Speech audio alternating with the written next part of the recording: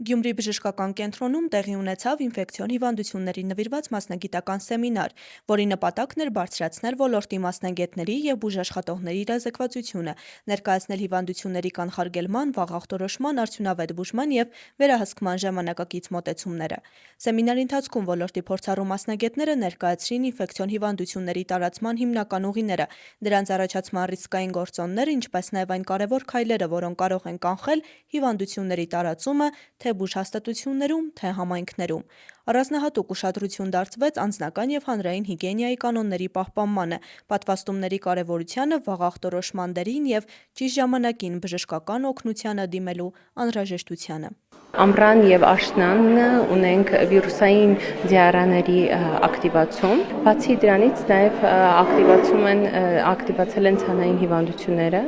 մասնավորապես այնպիսի հիվանդություն, օրինակ էնտերովիրուսը, որի ժամանակ և կլինիկական պատկերը կարող է լինել և ցանով ընթացող, և օրինակ աղիքային համախտանիշով զուգակցված։ Մասնագետները մանրամասն ներկայացրին նաև բուժման ժամանակակից մեթոդները, խոսեցին դեղամիջոցների ճիշտ կիրառման մասին, հակաբիոտիկների ոչ նպատակային օգտագործման վտանգների, ինչպես նաև առողջապահական համակարգում վարակների վերահսկման արդյունավետ մեխանիզմների մասին։ Սեմինարը կրում էր ոչ միայն տեսական, այլև գործնական բնույթ։ Մասնակիցները հնարավորություն ունեցան քննարկել իրական դեպքեր, կիսվել մասնագիտական փորձով, ներկայացնել իրենց աշխատանքային պրակտիկայում հանդիպող խնդիրները և ստանալ մասնագիտական խորհուրդներ ու լուծումներ ոլորտի առաջատար մասնագետներից։ Քննարկումների ընթացքում անդրադարձ կատարվեց նաև այն քայլերին, որոնք պետք է ձեռնարկվեն հիվանդության առաջին ախտանիշների ի հայտ գալու դեպքում, ինչպես բուժանձնակազմի, այնպես էլ բնակչության կողմից։ Հանդիպման ընթացքում ընդգծվեց, որ ինֆեկցիոն հիվանդությունների կանխարգելման գործում առանցքային նշանակություն ունի ոչ միայն բժշկական համակարգի պատրաստվածությունը, այլև հասարակության իրազեկվածության բարձրացումը։ Մասնագետները կոչ արեցին հետևել առողջ ապրելակերպի կանոններին, պահպանել հիգիենիկ նորմերը, չզբաղվել ինքնաբուժությամբ և առողջական խնդիրների դեպքում ժամանակին դիմել բժշկի։ Եթե 23 և 24 թվին դեպքերը գերակշռում էին կարմրուկով դեպքերը հիվանդության, այս վերջին 2 տարիներին առավել շատ գրանցվում են էնտերովիրուսով պայմանավորված, ջրծաղիկով պայմանավորված հիվանդացության աճ, ցանային էլեմենտներով, այսինքն ցանային հիվանդները ավելի շատ են, քան նախորդ տարիներին էին։ Դասընթացի ավարտին մասնակիցները կարևորեցին նման մասնագիտական հանդիպումների շարունակական անցկացումը, նշելով, որ փորձի փոխանակումը, նոր գիտելիքների ձեռքբերումն ու ոլորտի արտի մարտահրավերների քննարկումը նպաստում են բուժօգնության որակի բարձրացմանը և հանրային առողջության պահպանմանը։ Նման նախաձեռնությունները կարևոր հարթակ են մասնագետների համագործակցության ամրապնդման, գիտելիքների կատարելագործման և ինֆեկցիոն հիվանդությունների կանխարգելման ուղղությամբ միասնական ու արդյունավետ աշխատանք կազմակերպելու համար։ Գայանե Հովհաննիսյան, Խան Հովհաննիսյան, Հայկ Գաբրելյան, այսօր։ Ռոբոտներ, նորարար գաղափարներ և մրցակցային մթնոլորտ Երևանում անցկացվեց ռոբոտների համաշխարհային օլիմպիադայի ազգային փուլը, որտեղ տարբեր մարզերից ժամանած մասնակիցները ներկայացրին իրենց ստեղծած ռոբոտներն ու մրցեցին հանուն միջազգային փուլի մասնակցելու։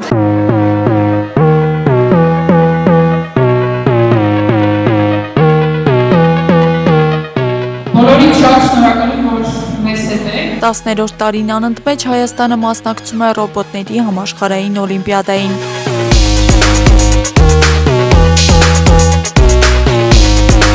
29 թիմեր տարբեր մարզերից, տարբեր տարիքային խմբեր ու տարեց տարի աճող հետաքրքրվածություն ռոբոտաշինության ու ինժեներական կրթության հանդեպ։ 2016 թվականից նախ AIB կրթական հիմնադրամն է եղել մրցույթի ազգային ներկայացուցիչը, ապա 2023 թվականից մինչ այսօր Contents Lab կրթական հասարակական կազմակերպությունը։ Հաշվի առնելով մրցույթի 10-ամյա պատմությունը և տեսնելով դրա աճը, կարող ենք նշել, որ այսօրվա դրությամբ հետաքրքրությունը բավականին մեծ է, ինչը նշանակում է, որ մեր երեխաները հենց այս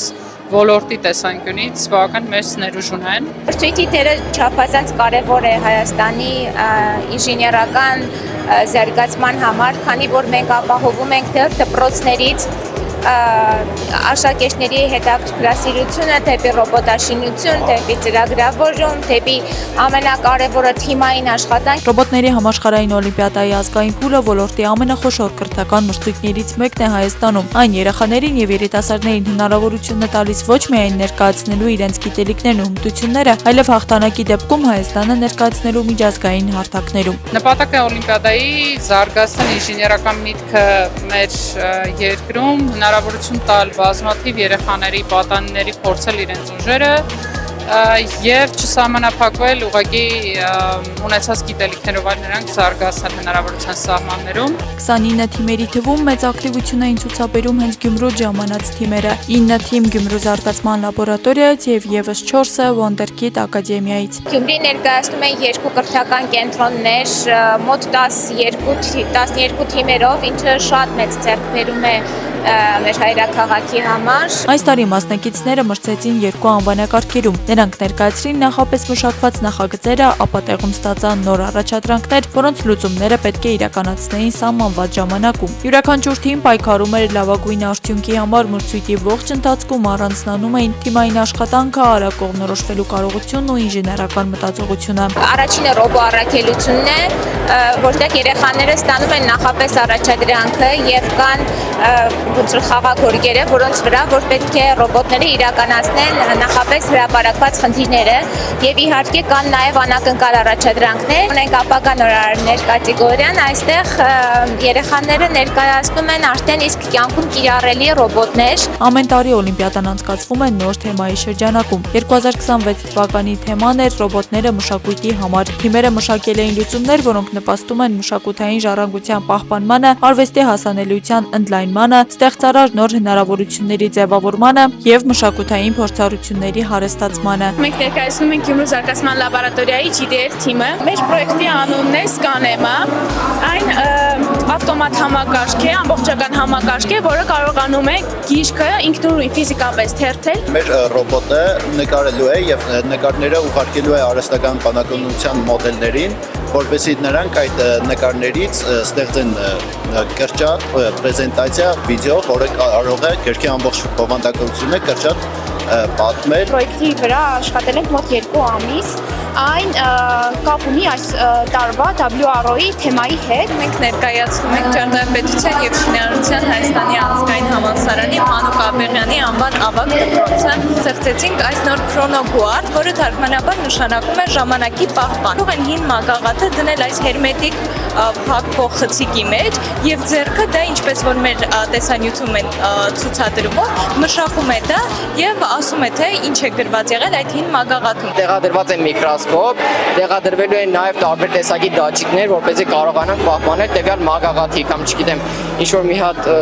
հին պատմական արժեք ներկայացնող իրի համար հատուկ պայմաններ։ Մենք պլանավորում ենք հետագայում ավելի զարգացնել նախագիծը։ Մենք City Junior League թիմն ենք, մենք ներկայանում ենք Wizkid նախագծով եւ մենք ընտրել ենք Սոջիրյա արխեոլոգիայի թեման։ Սոջիրյա ռոբոտ,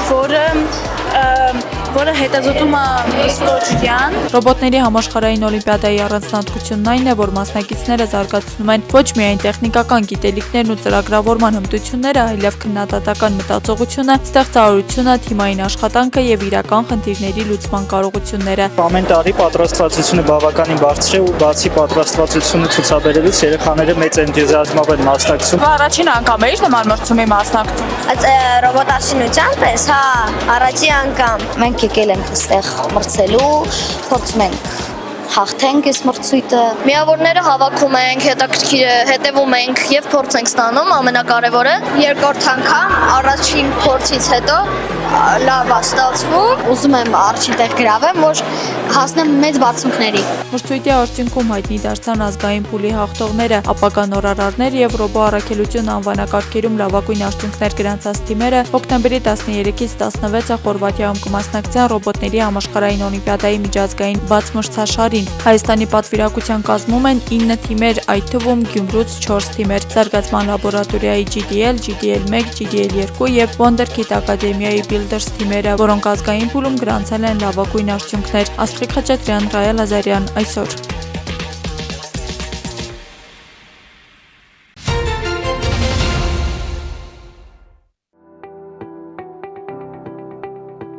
Դիլիջանի գեղատեսիլ բնության գրկում Մոնթե Մելքոնյանի անվան ռազմամարզական վարժարանի խոհանոցի հարակից տարածքում իսկական եռուզեռ է։ Այստեղ են բանակին սնունդ մատակարարող 4 ընկերությունների ղեկավարներն իրենց խոհարարների հետ։ Զինված ուժերում թիկունքի օրվան ընթരാճ րոպեներ անց այստեղ մեկնարկելու է մրցույթ։ Պարենային ծառայության պետ գնդապետ Կարեն Բունյաթյանն է խոհարարներին բացատրում կանոններն ու ազդարարում մրցույթի մեկնարկը։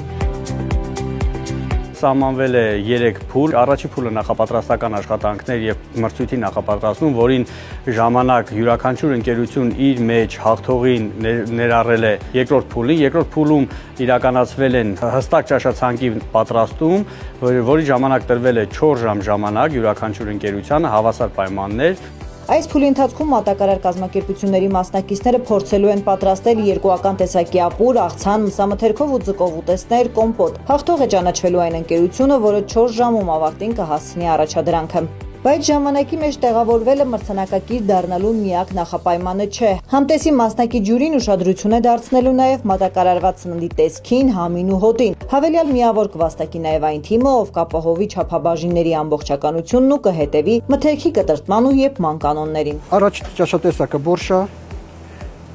մսի պահածով, երկրորդը բրնձով ապուր կոլոլակով, տավարի մսով, երկրորդ ճաշատեսակը բրնձով գազարով փլավ, արիշտայի փլավ, մայրաքաղաքային աղցան, վինեգրետ, ձուկ լավաշի մեջ, լանգետ ֆրանսիական ձևով, կոմպոտ։ Այս պահին պատրաստվում ենք աղցանները, նախապատրաստական աշխատանքների մեջ ենք կտրտման, մաքրման եւ եփման։ Աղցաններից հետո պատրաստելու ենք ապուրները, առաջին ճաշատեսակը եւ երկրորդ ճաշատեսակը։ Պատրաստում եմ կոլոլակով ապուրին, կոլեգաս պատրաստում է բորշի համար սոխառածը, ապուրներով ենք այս պահին զբաղված։ Որից հետո անցնենք մսի մշակմանը, ձկան մշակմանը, տրամադրությունը մեր մոտ մարտական է, լավ տրամադրված եկել ենք, հույս ունենք հաղթանակը տանելու։ Աշխատում ենք, միշտ հասցրել ենք, պետք է որ հասցնենք, ամեն ինչը նորմալ պետք է կազմակերպենք անենք։ Հաջողությունն եմ մաղթում բոլորիս։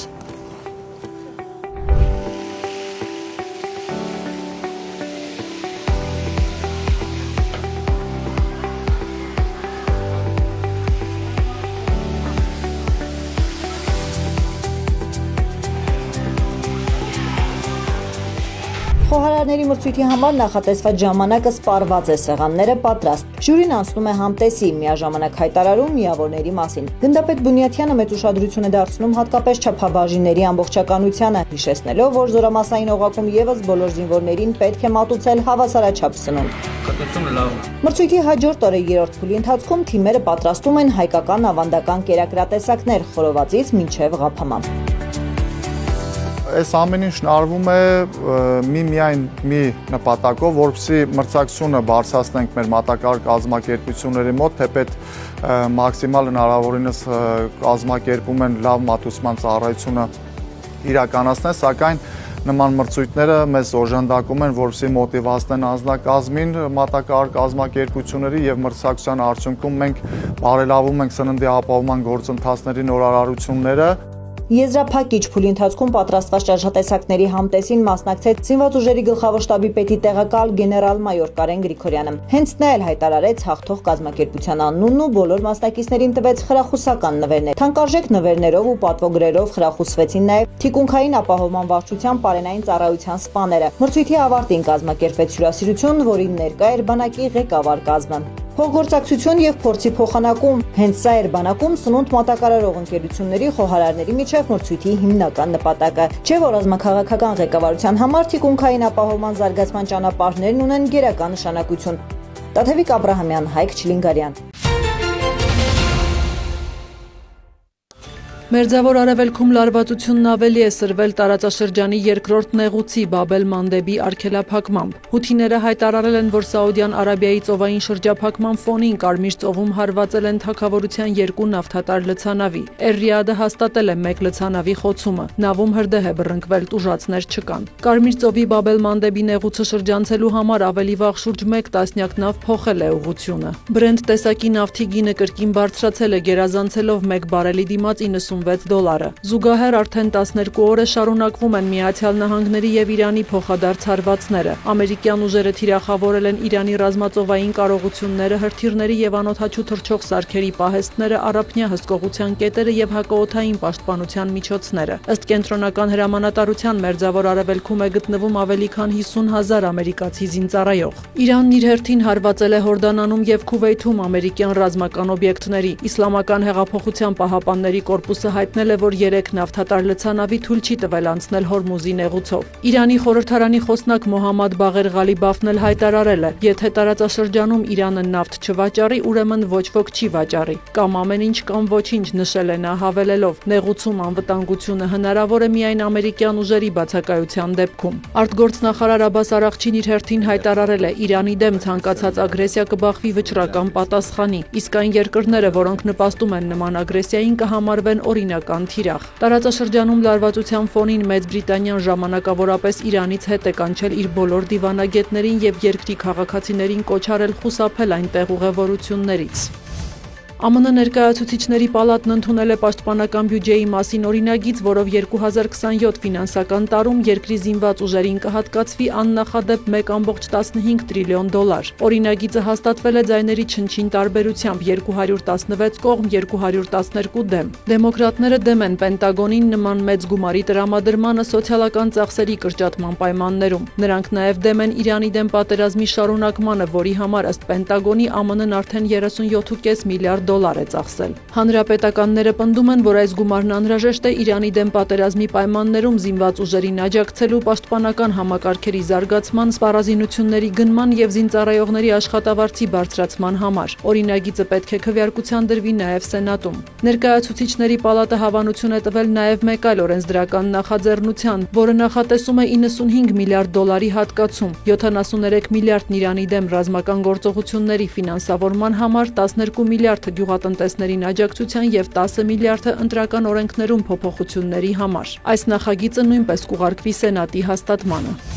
Ֆիլիպիններում Հարավարևելյան Ասիայի երկրների ասոցիացիայի միջոցառումների շրջանակում հանդիպել են Միացյալ Նահանգների պետքարտուղարը եւ Ռուսաստանի արտգործնախարարը։ Հանդիպումը տևել է 35 րոպե։ Ըստ ամերիկյան կողմի դիվանագետները քննարկել են երկկողմ հարաբերությունները եւ Ռուսաստան-Ուկրաինա պատերազմի դադարեցման անհրաժեշտությունը։ Ռուսական կողմի տարածած հաղորդագրության համաձայն Սերգեյ Լավրովը Մարկո Ռուբիոյին ներկայացրել է շփման գծում տիրող իրավիճակը եւ անթույլատրելի է համարել Կիևին սպառազինության հետագա մատակարարումները։ Նա նաև նշել է, որ եվրոպական երկրներն ապակայունացնող քաղաքականություն են վարում եւ ձգտում Ռուսաստանին ռազմավարական պարտության մատնել։ Նա եւս մեկ անգամ շեշտել է Մոսկվան հանձնառու է այն առաջարկներին, որոնք ամերիկյան կողմն արել է Անկորիջում երկու նախագահների հանդիպման ժամանակ եւ որոնց Վլադիմիր Պուտինը համաձայնել է։ Լավրովը եւ Ռուբիոն քննարկել են նաև երկկողմ եւ միջազգային օրակարգի տարբեր հարցեր, այդ թվում իրավիճակը Պարսից ծոցում։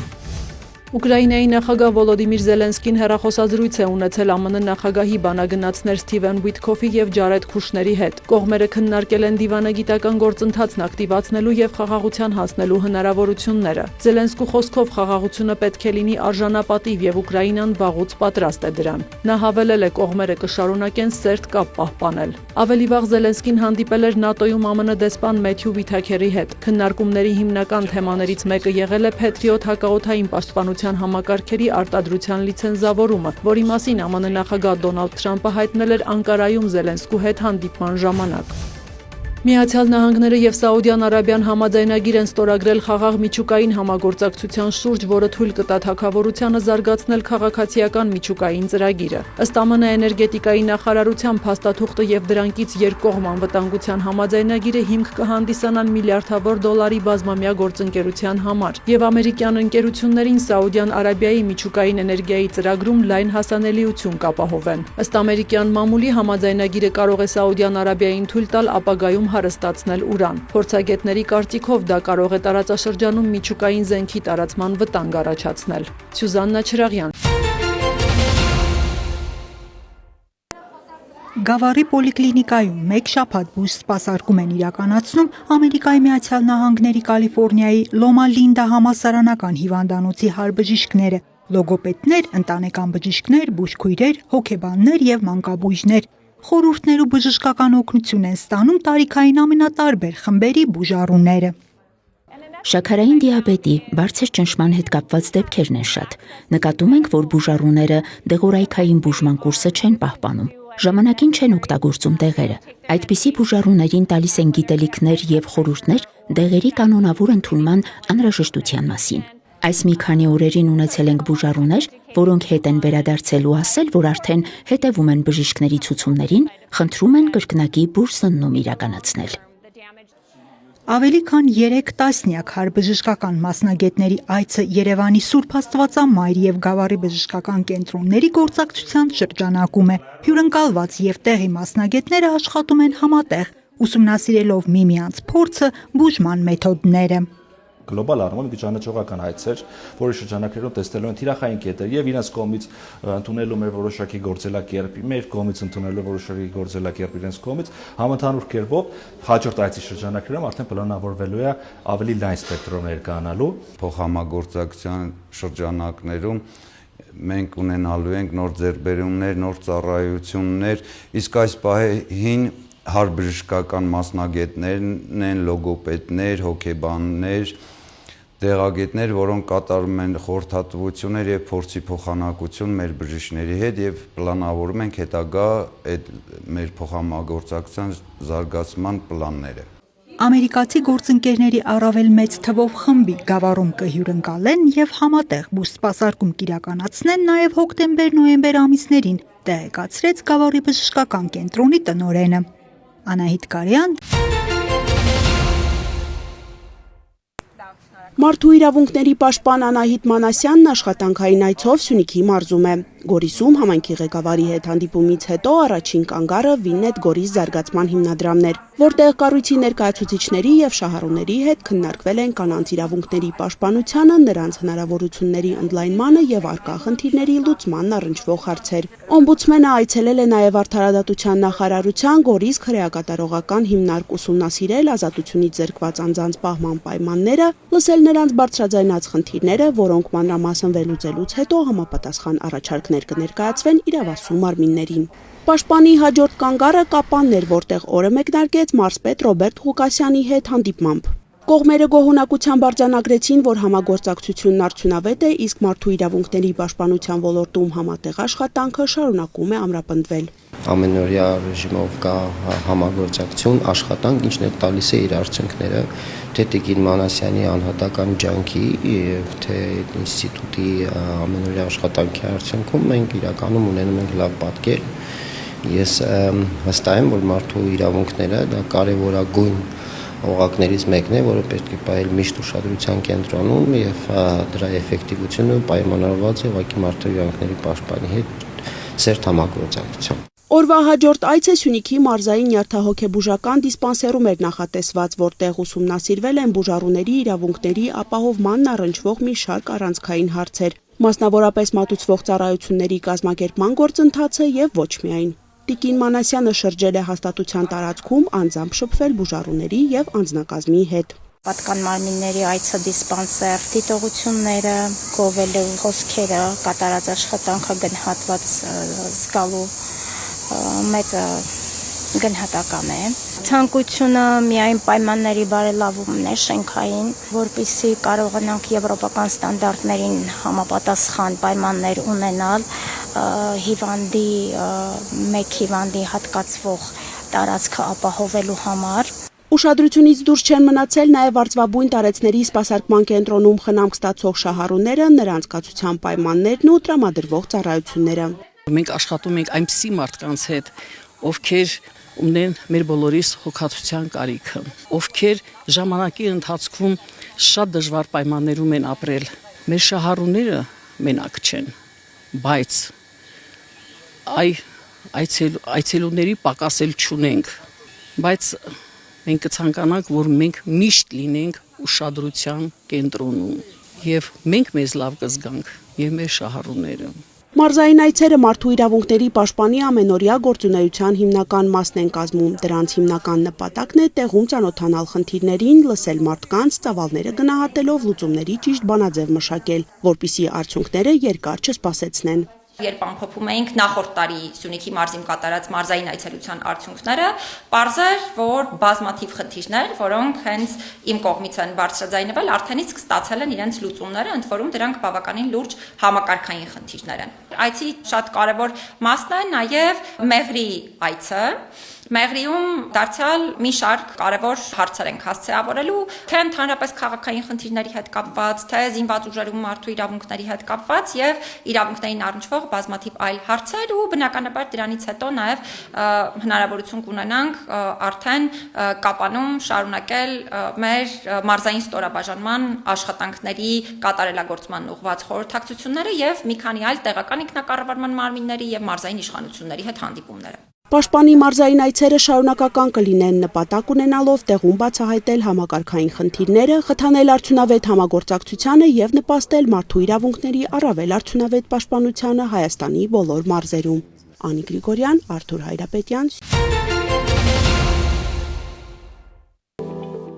Հուլիսի 16-ին ներքին գործերի նախարար Արփինե Սարգսյանն այցելել է Տավուշի մարզ ամփոփելու ներքին գործերի նախարարության ոստիկանության 2026 թվականի առաջին կիսամյակի աշխատանքը։ Ներկա էին ոստիկանության պետ ներքին գործերի նախարարի տեղակալ Կամո Ցուցուլյանը, ներքին գործերի նախարարության եւ ոստիկանության ղեկավար կազմի ներկայացուցիչներ։ Քրեական ոստիկանության Տավուշի մարզային վարչության պետը ներկայացրել է հաշվետու ժամանակահատվածում կատարված աշխատանքը։ 2026 թվականի առաջին կիսամյակում վարչության կողմից գրանցվել է հանցագործության 174 դեպք, ինչը նախորդ տարվա նույն ժամանակահատվածի համեմատ ավելի է 17.6%-ով։ Նվազել են ծանր եւ առանձնապես ծանր հանցագործությունները, միաժամանակ աճել են մարդու դեմ ուղղված, ինչպես նաեւ համակարգչային տեխնիկայի օգտագործմամբ կատարված հափշտակությունները։ Հրազենի գործադրմամբ կատարված հանցագործություններն ամբողջությամբ բացահայտվել են։ Ընդհանուր պատկերում աճել են հասարակական անվտանգության, հասարակական կարգի եւ բնակչության առողջության դեմ ուղղված հանցագործությունները, որոնք հիմնականում պայմանավորված են բարեկային ծառայողների կողմից առանց վարորդական իրավունքի տրանսպորտային միջոց վարելու դեպքերի հայտնաբերմամբ։ Համայնքային ոստիկանության Իջևանի բաժնում հաշվետու ժամանակահատվածում գրանցվել է հանցագործության 237 դեպք, որից բացահայտվել է 182-ը։ Բացահայտման արդյունավետությունը 76.8%։ Հրազենի գործադրմամբ հանցագործության դեպքեր չեն արձանագրվել։ Համայնքային ոստիկանության Դիլիջանի բաժնում գրանցված հանցագործության դեպքերը առաջին կիսամյակի արդյունքներով նվազել են։ Արձանագրված 149 հանցագործության դեպքից բացահայտվել է 117-ը, բացահայտման արդյունավետությունը 78.5%։ Նվազել են սեփականության եւ տնտեսական գործունեության դեմ ուղղված հանցագործությունները։ Հանցավորության մակարդակի նվազում է արձանագրվել նաեւ համայնքային ոստիկանության նոյեմբերյանի բաժնի սպասարկվող տարածքում։ Գրանցվել է հանցագործության 140 դեպք, բացահայտվել 99։ Բացահայտման արդյունավետությունը նվազել է, կազմելով 70.7%։ Նվազել է սեփականության, ինչպես նաեւ պետական իշխանության, ծառայության եւ կառավարման կարգի դեմ ուղղված հանցագործությունները։ Հաշվետու ժամանակահատվածում համայնքային ոստիկանության Տավուշի բաժնում գրանցվել է հանցագործության 118 դեպք, որից բացահայտվել է 91-ը։ Ինչպես նախորդ 2 տարիներին բացահայտման արդյունավետության ցուցանիշն աճել է, առաջին կիսամյակի արդյունքներով բացահայտումներն աճել է 11%-ով։ Նվազել են սեփականության, տնտեսական գործունեության, ինչպես նաև պետական իշխանության, ծառայության եւ կառավարման կարգի դեմ ուղղված հանցագործությունները, աճել բնակչության առողջության դեմ ուղղված հանցագործությունները։ Բարեկային ծառայության Տավուշի մարզի գումարտակի ծառայողները բացահայտել են 59 հանցագործության դեպք, ինչը նախորդ տարվա նույն ժամանակահատվածի համեմատ աճել է։ Տարբեր վարչական իրավախախտումներով կազմվել է 27986 արձանագրություն, նախորդ տարվա համեմատ 392-ով ավելի։ Նվազել են ճանապարհատրանսպորտային պատահարները, դրանց հետևանքով զոհերի եւ մարմնական վնասվածք ստացածների ցուցանիշները։ Ամփոփելով ներկայացված արդյունքները ներքին գործերի նախարար Արփինե Սարգսյանը շնորհակալություն է հայտնել Տավուշի մարզի ստորաբաժանումներին կատարված աշխատանքի համար։ Միաժամանակ նախարարը նշել է, որ մի շարք ուղղություններով դեռևս անհրաժեշտ է բարձրացնել աշխատանքի արդյունավետությունը եւ ապահովել առավել չափելի ցուցանիշներ։ Հաշվի առնելով, որ Տավուշը Հայաստանի ամենամեծ անտառածածկ մարզերից է, նախարարն առանձնահատուկ խիստ հանձնարարականներ է տվել ապօրինի անտառահատումների կանխարգելման եւ բացահայտման ուղղությամբ։ Հանձնարարվել է առավել սերտ համագործակցել բնապահպանական ոլորտի պատասխանատու կառույցների, այդ թվում էկոպարեկային ծառայության հետ գործադրելով բոլոր անհրաժեշտ միջոցները ապօրինի անտառահատումների դեպքերը բացառելու համար։ Զենք զինամթերքի ապօրինի շրջանառության դեմ պայքարի շրջանակում հանձնարարվել է ակտիվացնել ինչպես դրանց հայտնաբերման եւ առգրավմանն ուղղված օպերատիվ աշխատանքը, այնպես էլ բնակչության շրջանում իրականացվող բացատրական եւ կանխարգելիչ միջոցառումները, խրախուսելով ապօրինի պահվող զենք զինամթերքի կամավոր հանձնումը։ Առանձին անդրադարձ է կատարվել անչափահասների մասնակցությամբ եւ նրանց նկատմամբ կատարվող հանցագործություններին։ Նախարարը հանձնարարել է յուրաքանչյուր նման դեպքի նկատմամբ ցուցաբերել անհետաձգելի եւ համակողմանի արձագանք, ապահովելով ոստիկանության համապատասխան ստորաբաժանումների համակարգված աշխատանքը։ Սեռական ազատության եւ անձեռնմխելիության դեմ ուղղված հանցագործությունների վերաբերյալ Արփինե Սարգսյանն ընդգծել է, որ յուրաքանչյուր հաղորդում պետք է արժանանա անհապաղ եւ մասնագիտական արձագանքի, ապահովելով դեպքի բոլոր հանգամանքների լիարժեք բացահայտումն ու տուժողների իրավունքների պատշաճ պաշտպանությունը։ Գողությունների բացահայտման ուղղությամբ հանձնարարվել է ակտիվացնել օպերատիվ հետախուզական աշխատանքը, բարձրացնել բացահայտման արդյունավետությունը եւ առավել նպատակային օգտագործել առկա գործիքակազմն ու տեղեկատվական հնարավորությունները։ Ընտանեկան եւ կենցաղային բռնության դեպքերի կանխարգելման եւ դրանց արձագանքման մասով տրվել են հստակ հանձնարարականներ, ուժեղացնելու ռիսկերի վաղ գնահատումը, ապահովելու տուժողների պաշտպանությունը եւ խորացնելու համապատասխան մարմինների հետ համագործակցությունը։ Պարեկային ծառայությանը հանձնարարվել է շարունակել ակտիվ համագործակցությունը տեղական ինքնակառավարման մարմինների հետ, ճանապարհային երթևեկության կազմակերպման, վտանգավոր հատվածների հայտնաբերման, ճանապարհային նշանների եւ գծանշումների բարելավման, ինչպես նաեւ երթևեկության անվտանգության բարձրացման ուղղություններով։ Վարչական ակտերի կազման եւ դրանց բողոքարկման գործընթացների վերաբերյալ նախարարը կարևորել է յուրաքանչյուր որոշման իրավական հիմնավորվածությունն ու փաստական ճշգրտությունը։ Հանձնարարվել է ոստիկանության տարբեր ծառայությունների ներգրավման պարբերաբար իրականացնել ուժեղացված ծառայություններ հատկապես բակային տարածքներում, գյուղական եւ սահմանամերձ բնակավայրերում, ինչպես նաեւ զբոսաշրջային ակտիվություն ունեցող հատվածներում։ Այդ աշխատանքները պետք է լինեն թիրախային, կանխարգելիչ եւ ուղղված հանրային կարգի եւ անվտանգության ապահովմանը։ Նախարարը կարևորել է նաեւ անձնակազմի բարոյահոգեբանական վիճակը, ստորաբաժանումների ղեկավարներին հանձնարարելով մշտապես ուշադրության կենտրոնում պահել ծառայողների կարգապահությունը, մասնագիտական պատրաստվածությունը, աշխատանքային մթնոլորտը եւ ծառայության նկատմամբ պատասխանատու վերաբերմունքը։ Արփինե Սարգսյանն ընդգծել է, որ առաջիկա ժամանակահատվածում ակնկալվում են առավել հասցեական, համակարգված եւ չափելի արդյունքներ, հատկապես հանցագործությունների կանխարգելման եւ բացահայտման, հանրային անվտանգության ապահովման ու բնակչության հետ արդյունավետ աշխատանքի ուղղություններով։